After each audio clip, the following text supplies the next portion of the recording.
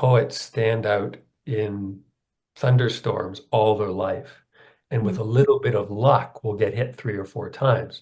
I spend a lot of time thinking about artistic identity and the tension between the skill we're pursuing and the style we want to express.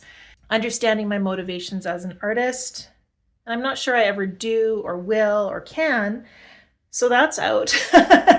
um, Generally, what I find is that style is discovered but through hindsight, looking back and evaluating the work after time has passed. And so I'm getting to this place where I think, can you really know who you are? Maybe we just show up and make the art that we are meant to make that day. We're not making necessarily the art we want to make. We're not making the art necessarily that we had planned or envisioned in our heads, but we show up and we do go through the motions. We pick up the brush, we move the paint, and we hope at the end of the day that we get to feel good about what we created. All of this is a very long preface to the video I want to share with you today, which is an excerpt from an interview, a conversation I had with Ian Roberts. Ian is the author of Creative Authenticity and Mastering Composition. And I think that's very interesting because in my head, I've always compartmentalized those as two very different books. Creative Authenticity, being concerned with artistic identity, making the art you're meant to make, getting out of your own way, really, so that you can recognize yourself when you show up on the paper. And then mastering composition feels very technical, very cerebral, and in your head kind of mastering technical skill. How does Ian then marry these two things? Does he see a separation?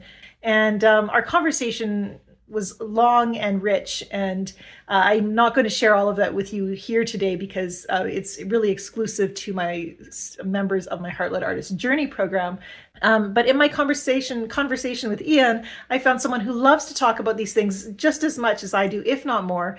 And we were able to kind of unpack this idea of showing up to make the work and setting aside the pressure to make a masterpiece every time. And these few minutes of conversation were so valuable to me as I watched the video and went to edit it again.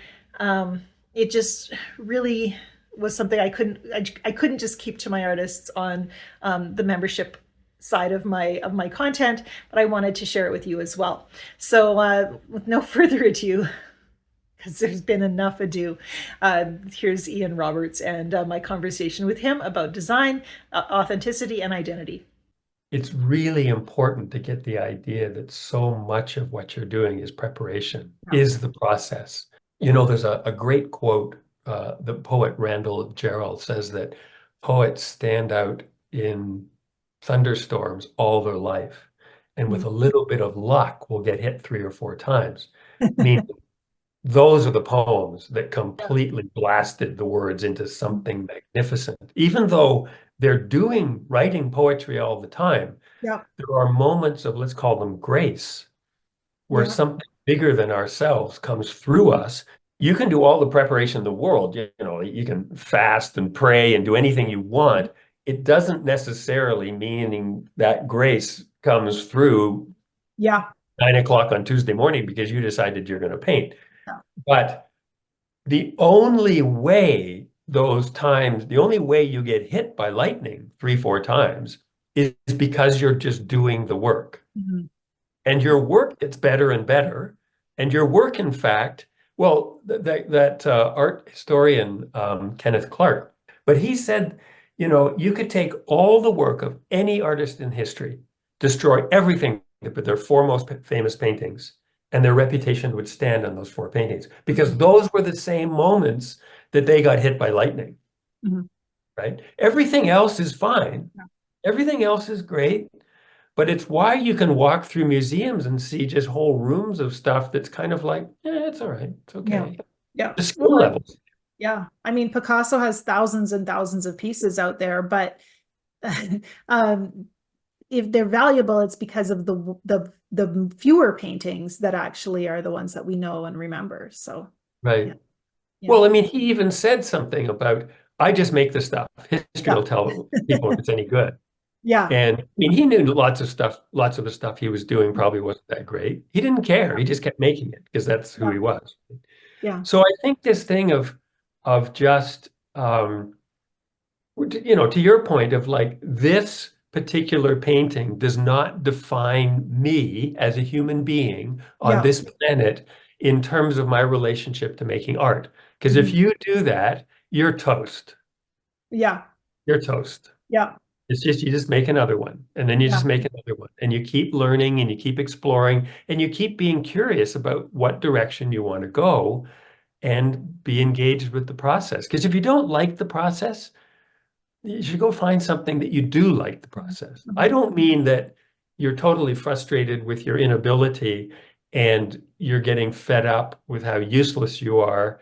I mean, we all go through that, Yeah. right? We all go through that. We all Mhm. get frustrated and impatient. I Yeah. mean, recognize that's part of the process of learning anything. Yeah. We want to grow faster than we are.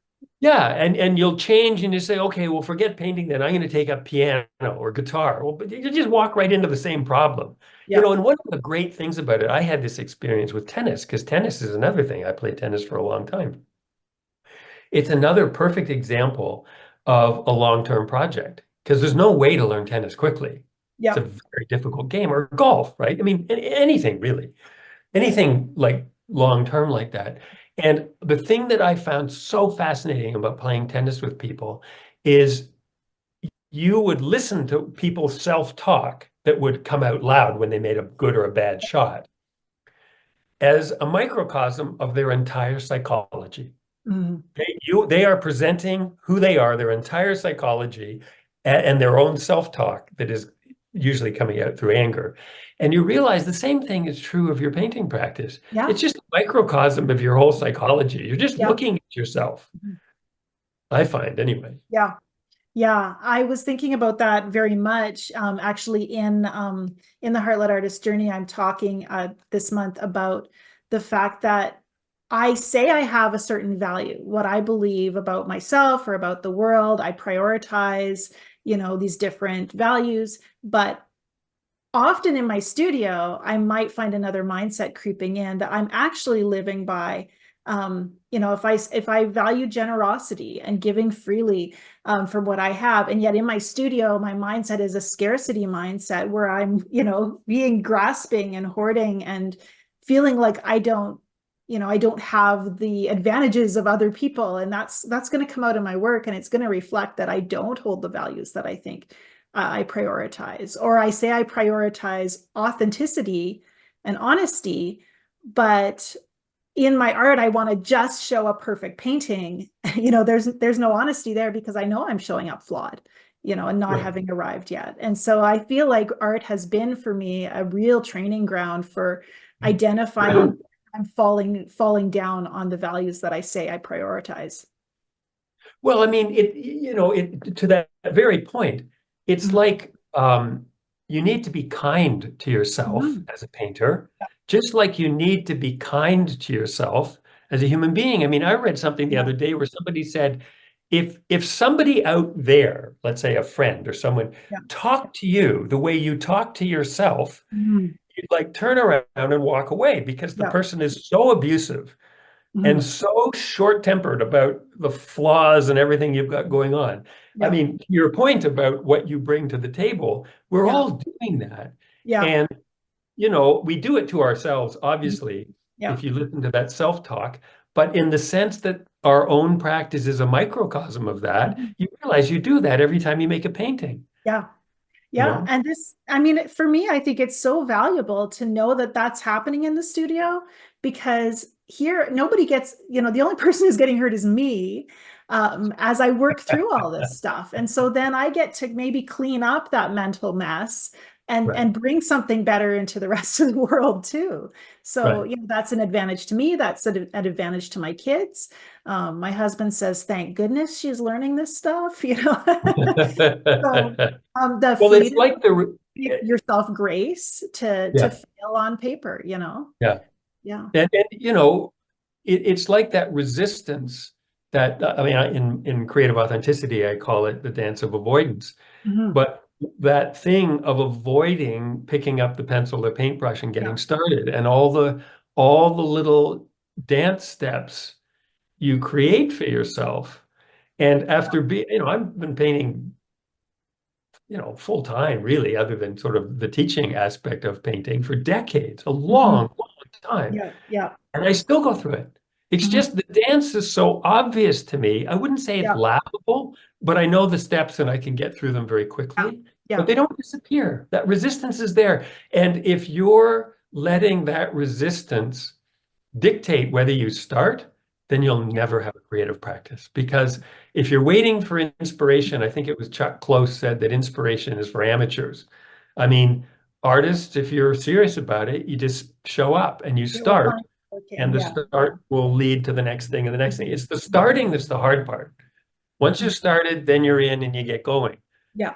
Um, but that resistance, I think, is the number one killer of everybody's creativity. Yeah. And I have a course called Back to the Brush. It's going to be available again for sale soon, I think. But I'm actually, that's my argument, is that if you haven't been painting and you want to get started again, and yet somehow you're not, you love to paint, you want to paint, and yet you're not showing up. It's in here. Like, don't feel so, because people tend to feel critical of themselves. Like, what's wrong with me that I'm still avoiding the studio? Exactly.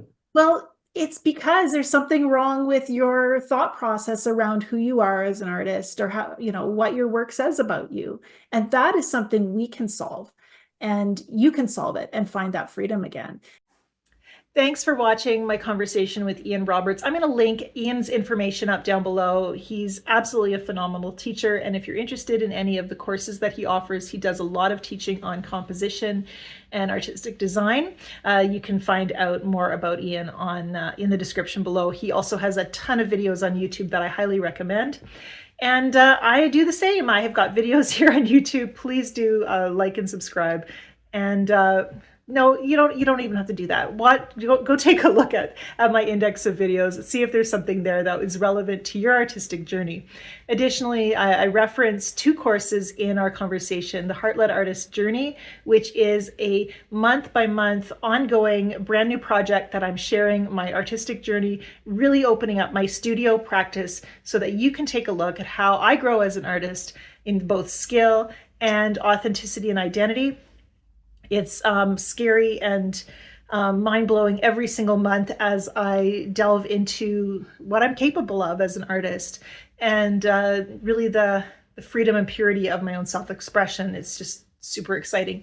And the Back to the Brush is another course that is going to be open for enrollment very soon, and I'm going to link that up below as well for you to take a look at. Thanks for watching. My goal for you and your art practice is that you can have the freedom to love your own art as your own favorite artist, no matter where you're at in your artistic journey. And, that's the goal of everything I do. Take a look at the description below for more information.